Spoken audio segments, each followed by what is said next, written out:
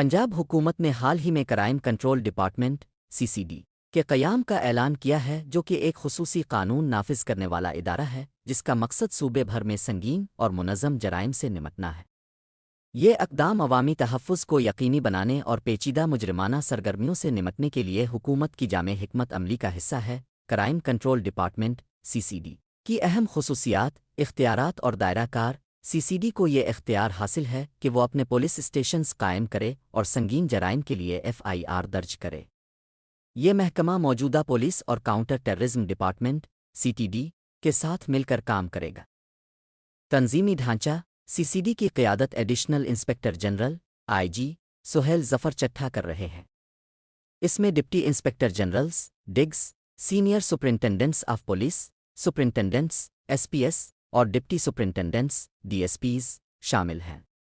لاہور میں موجود organized crime unit کو بھی اب CCD کا حصہ بنا دیا گیا ہے۔ بھرتی مہم: CCD میں 4000 اہلکاروں کی بھرتی کے لیے ایک وسیع مہم شروع کی گئی ہے، جسے مرحلہ وار مکمل کیا جا رہا ہے۔ ضلعی اور علاقائی پولیس افسران CCD کو دفاتر گاڑیاں اور دیگر سہولیات فراہم کر رہے ہیں۔ خصوصی crime control force (CCF) CCD کے اندر ایک نئی فورس قائم کی جا رہی ہے جسے کرائم کنٹرول فورس کہا جاتا ہے۔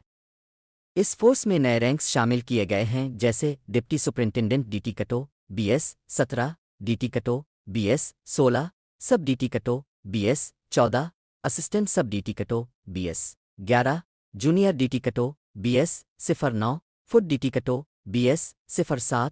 ٹیکنالوجی کا استعمال: CCD کو جدید نگرانی کے نظام، مجرمانہ ڈیٹا بیس، ٹریکنگ آلات اور جدید نظام سے لیس کیا جا رہا ہے تاکہ اس کی کارکردگی کو بہتر بنایا جا سکے۔